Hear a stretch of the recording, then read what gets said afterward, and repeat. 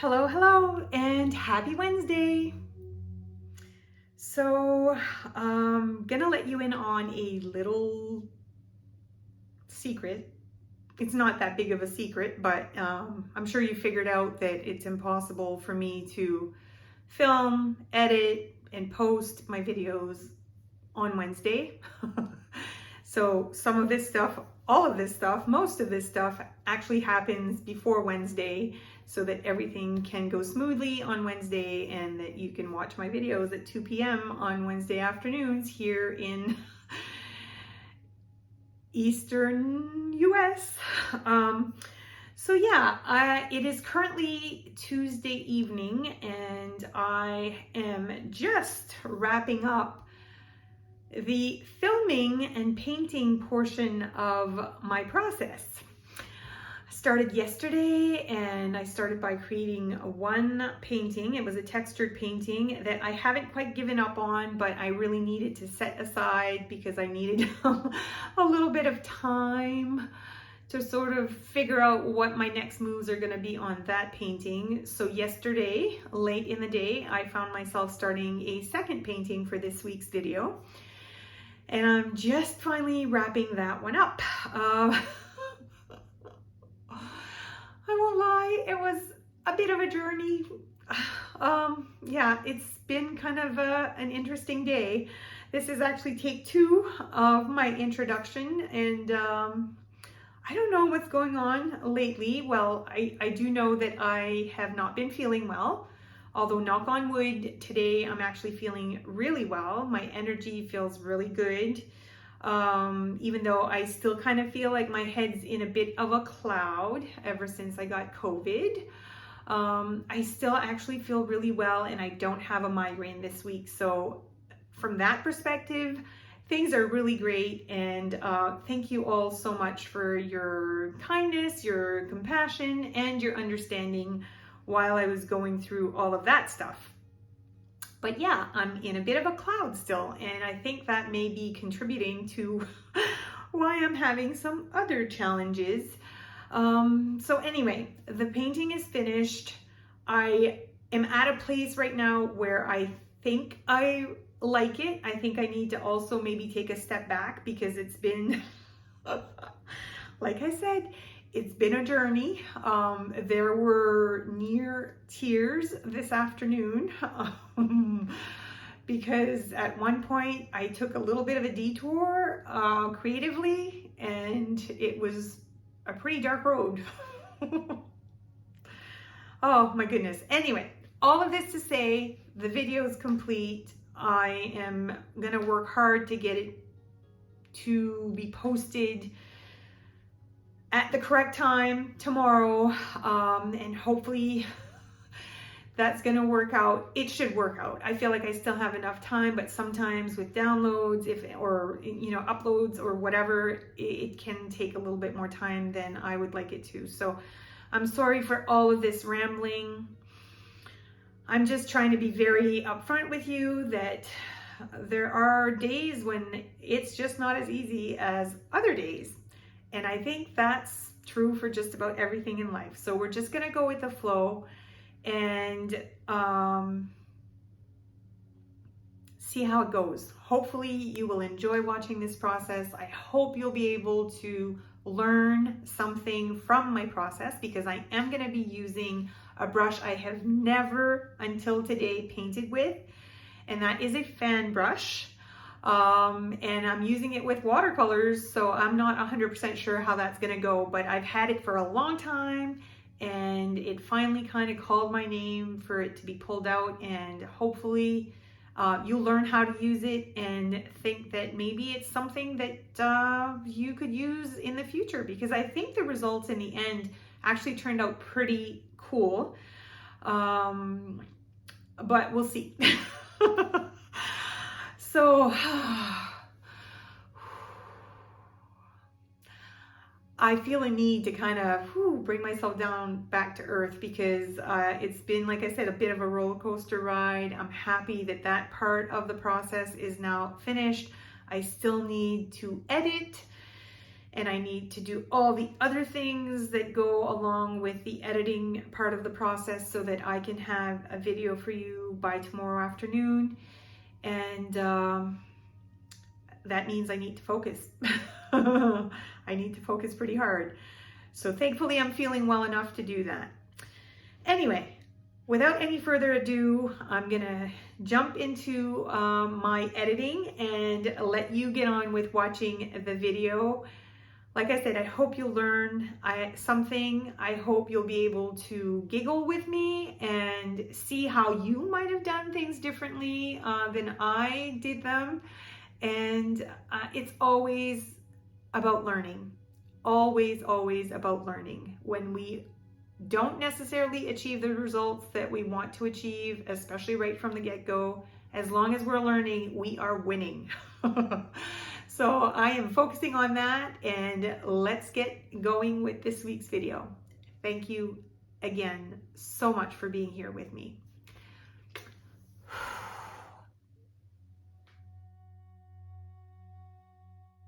My idea for this week's video is to paint a blue moon in a landscape. And so I've created a circle at the very top part of my piece of paper. I cut my paper to 8 by 12. So I'm working relatively big. And so I'm going to start by painting the background with a light wash of color. This is what I typically do. I want to work mostly with Van Dyke Brown and some phthalo turquoise and bring in some darker values later on in my process. But the beginning part of the painting process will be working with these two colors. And yeah, I like the combination of these two colors. I have a bit of an idea in mind of what I want to create.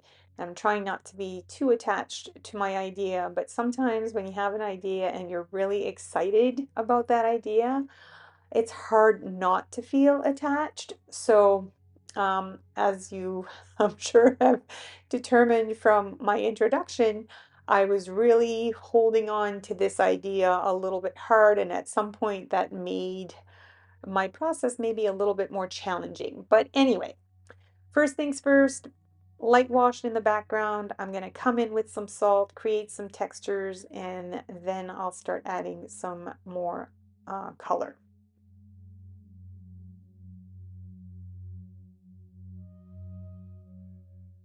After adding color to the entire piece of paper, I decided that I wanted to pull some of that color off the paper using my mop brush because my intention is to create a blue moon. Um, and I want the moon to be relatively light, of course, because the moon is, of course, relatively light in the sky. So I lifted some of that color, which is one of the things that I love that we can do with watercolors. And now I'm focusing on adding some salt everywhere. And once the salt is completely dry, I will scrape it off and then I'll start intensifying my colors.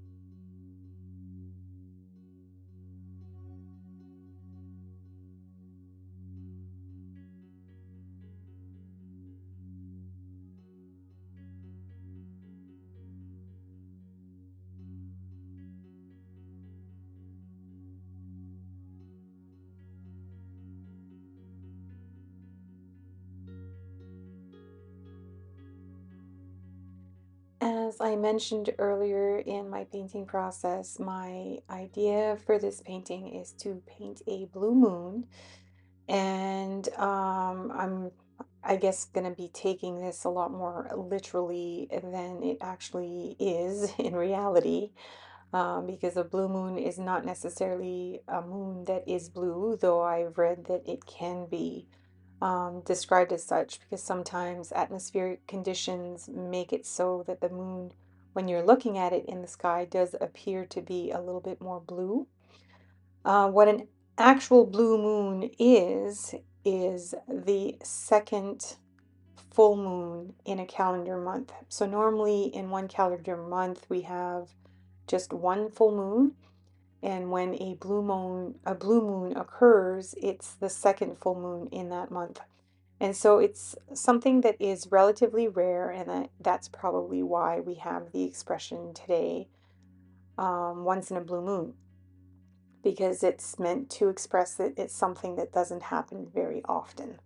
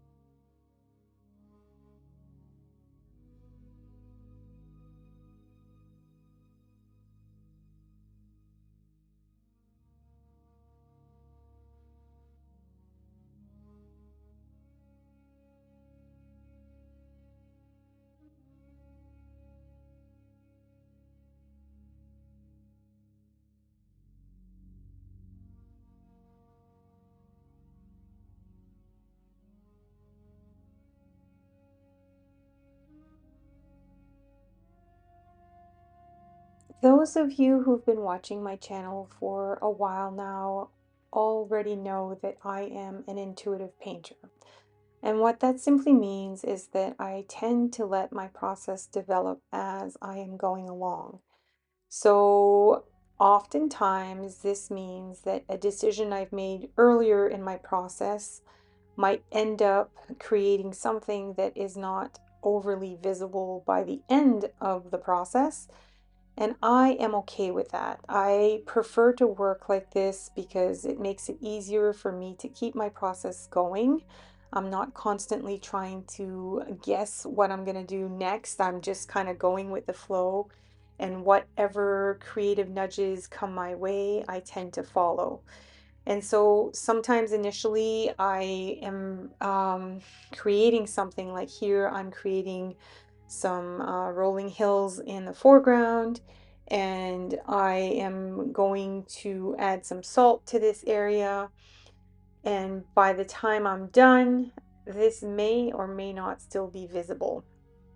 And this is how I work. It makes it easier for me to not get too caught up in deciding everything right away.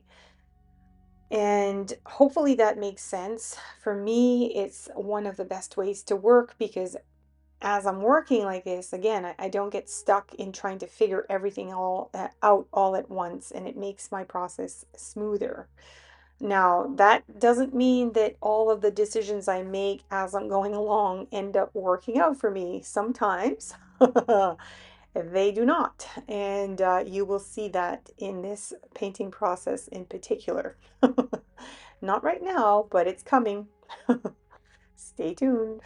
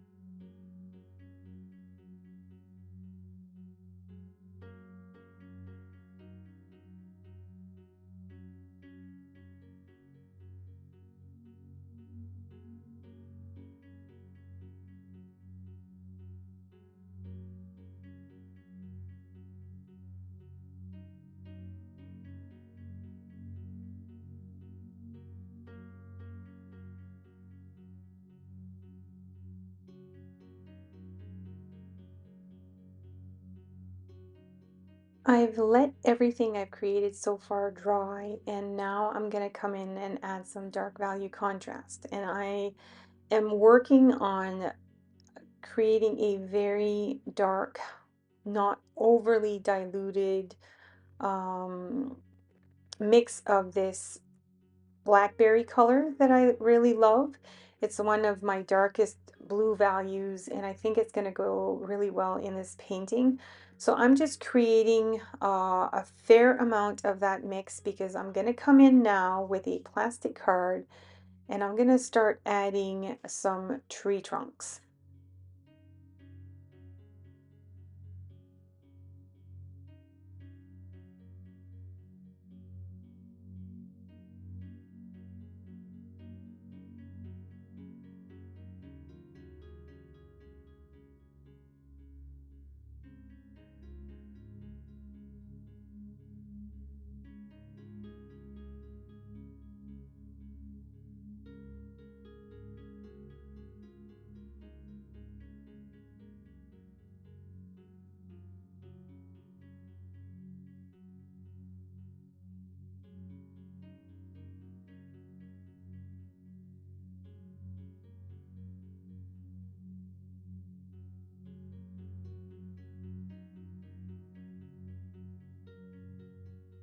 Now, finally, I'm pulling out my fan brush. This is a brush I've owned for quite a long time. It's a brush that I was sort of fascinated with when I was a young kid watching Bob Ross create his magical paintings. And every time he used this brush, he just made it look so easy to create really awesome looking trees. And I've always wanted to give it a try, but I've been a little bit shy to do so. And especially since I work with watercolors, I wasn't really sure how that was going to work out, but I kind of feel like it's working out pretty well. I think the key to using this brush is to use it on its um, side, like the very edge of it on its side, to work at the very top of the tree because, of course, the top of the trees are usually thinner and they look more pointy. And then as I keep working down the trunk of the tree, I start to shift how I use the fan brush and I start to sort of sway back and forth using the brush, the very tip of the brush, the tip of the bristles, to create what looks like branches of pine trees.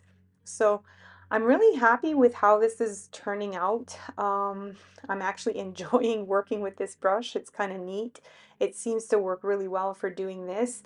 I don't know if the brush will last very long because it seems like a very harsh way to use a brush, and that over time maybe the bristles will bend. But like I said before, I've never used this brush, so I'd rather use it than let it sit and gather dust.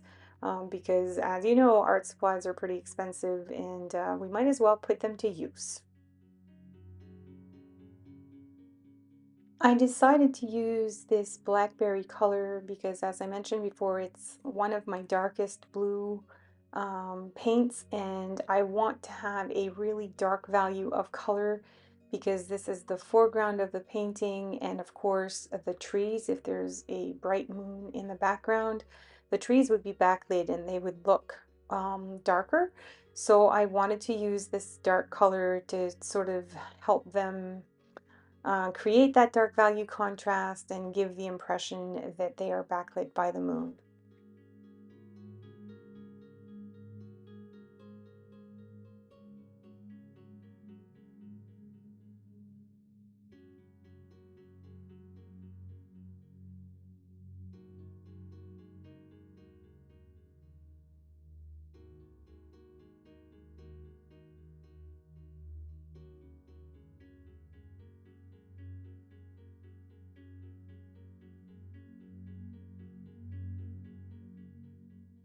I generally prefer my paintings to be more whimsical than realistic, and so I'm going to start using my fountain pen to add some little whimsical touches, some swirls in the bottom part of my painting. And I want to add these swirls because I also want to add some swirls using some paint to create the look of clouds in the sky. And so I like to repeat elements in my paintings. And so I think adding these little swirls will help to to bring more cohesion to the whole composition.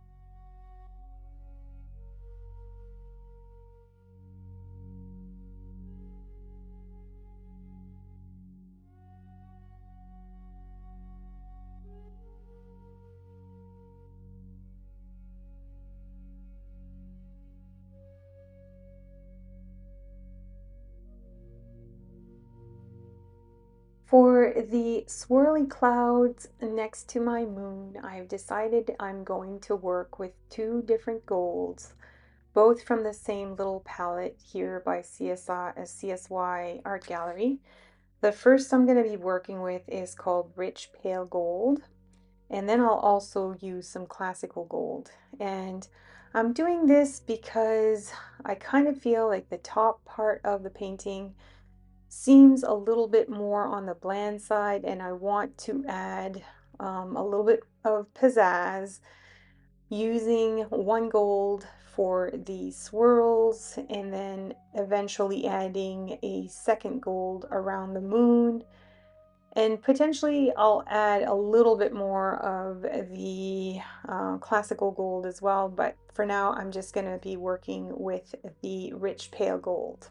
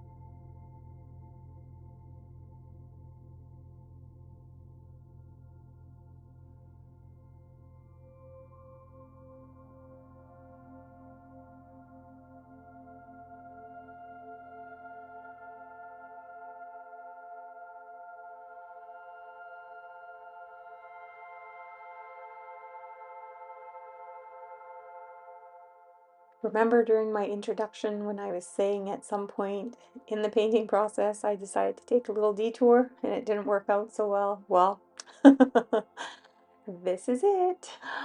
I wanted to add some more gold, more specifically some more of that classical gold because I had it around the moon and I wanted to add more of it in the painting. So I thought, why not add some golden trees in the foreground? And in my head, this looked absolutely amazing in my head. And it might have looked amazing had I done it a little bit differently, had I made the trees maybe a little bit smaller, but sadly, it didn't work out quite that way.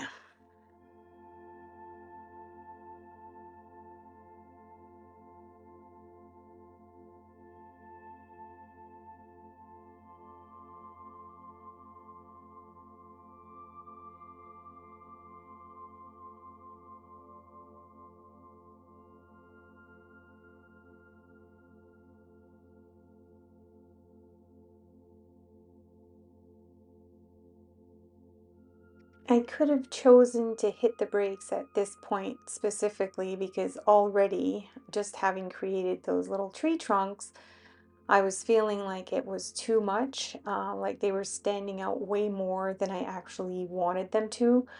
But I thought I might as well go ahead and add some branches because maybe that'll change everything. Oh, boys. I love gold quite a bit, and oftentimes when I add it to my paintings, I really feel like it adds that special something that was really missing. And I think in this case, I was hoping that was going to happen, but really what ended up happening more than anything else, and I guess this probably doesn't surprise me all at once, because gold, takes up a lot of attention. It grabs a lot of attention. I suppose I could have figured out before even going down this road that it was going to be too much. But hey, when I commit, I'm all in. So I went all in, and yeah, even though I kept adding those little branches and kept developing my trees, I wasn't liking it more than I thought I would. So I was feeling very disappointed, kind of frustrated at this point, and I was thinking, oh my goodness, am I gonna have to start a new painting? Oh, heaven forbid.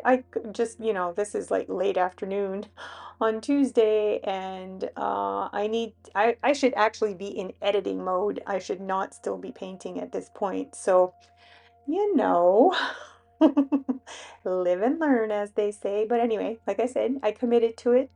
I kept going and it did not get better. It just seemed to get worse. But I will find a fix for it shortly. At this point, I actually got what now to me seems like a very strange thought. But I actually thought maybe, just maybe, I need to add a little bit more gold underneath the trees because somehow that will make things better.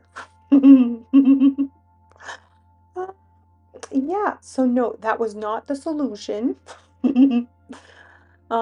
Maybe it did sort of help a tiny bit, but really there was just far too much gold in the foreground. And I was so disappointed because I actually really loved my blackberry trees in the background, and I was feeling sad that I covered them with this much gold. Ay, ay, ay. Live and learn.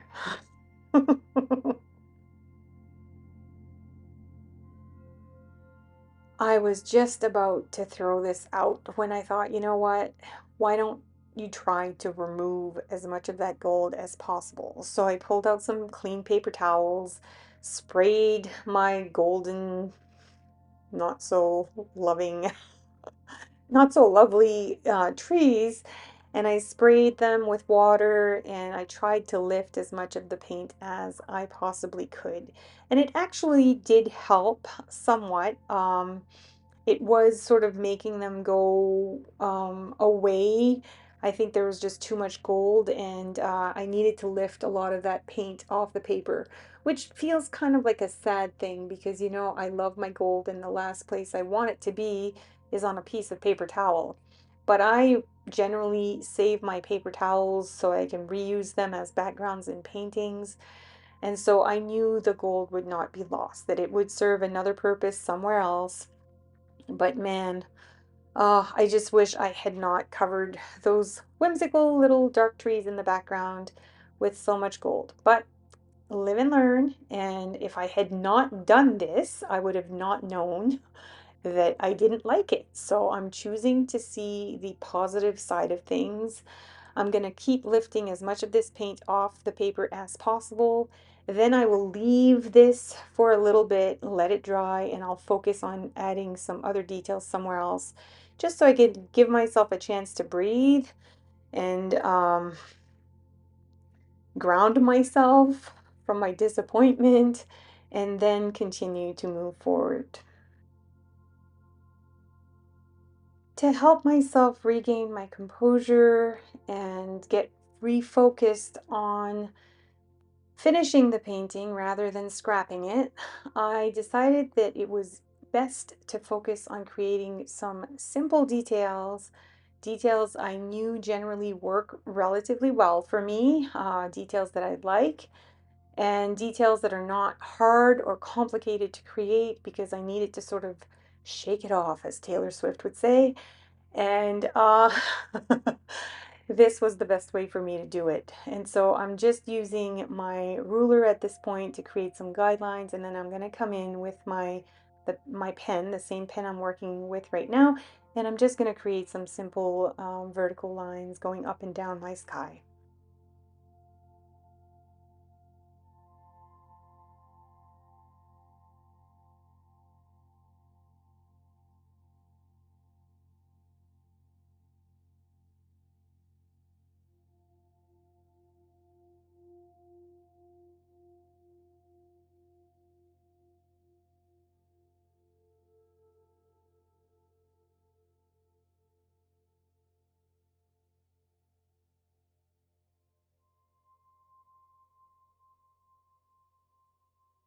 Having just finished working on something that was relatively simple, I was able to get refocused and I figured out that the best place for me to add more of that classical gold would be around my swirls, my sort of swirly clouds next to the moon, and that this would help to sort of carry that classical gold a little bit more into the rest of the painting.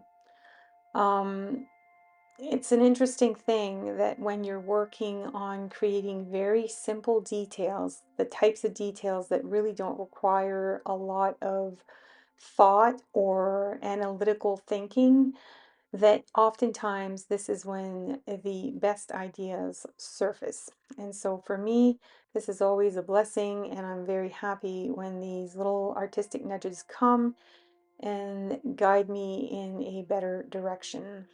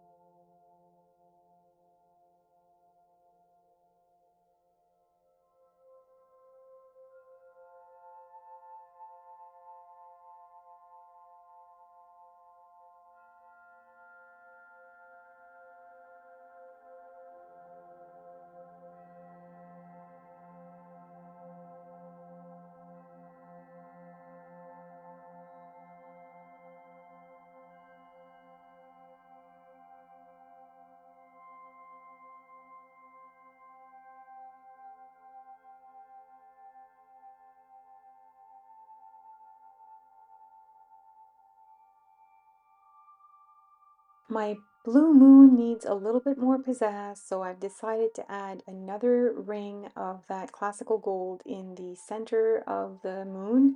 And I think this will make the moon and that part of the painting look a little bit more interesting.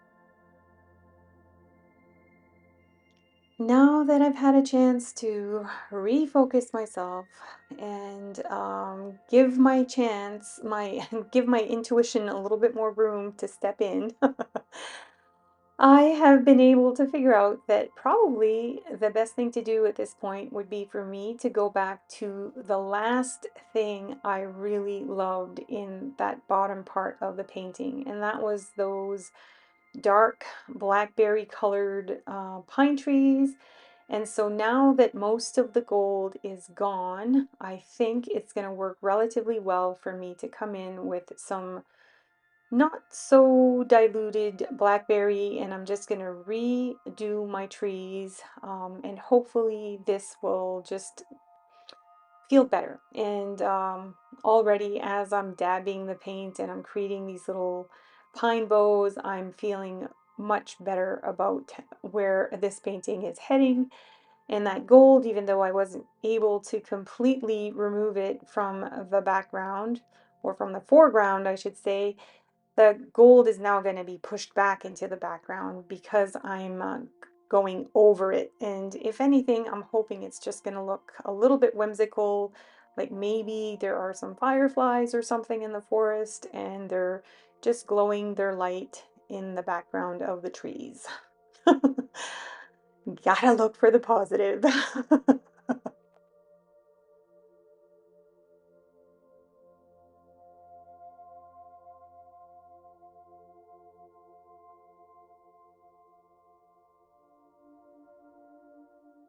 This is definitely speaking to me much, much more.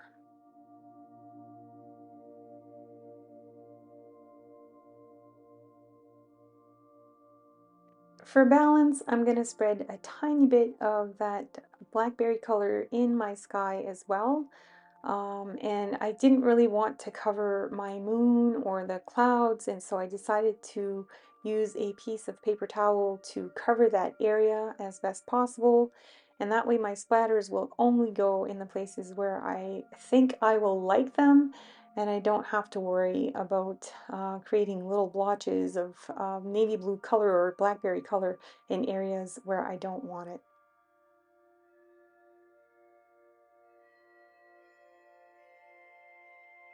For me, the final test is always how I feel about the painting once I remove the tape and I see a clearer border around my painting.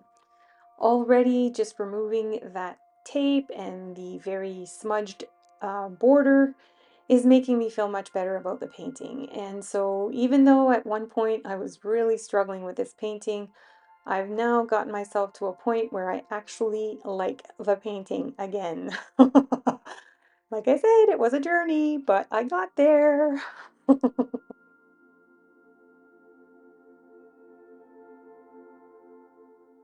Interestingly enough, the more I look at my painting, the more I actually am starting to love it. And I think I probably love it that much more because it was not easy for me to get to this point. Oh, amen. I did it. I know I don't know you all very well, but every single week when I communicate with you in our comment section, I feel like I am getting to know you. And if I know anything about you, is that I have a very big cheerleading section. And I appreciate it more than you could ever know. So thank you so much for being here with me. If you managed to stick around with me till the very end of this video, thank you for your fortitude and your support. It is, again, greatly appreciated. I hope you have a wonderful week, my sweet friends, and don't forget, happy creating!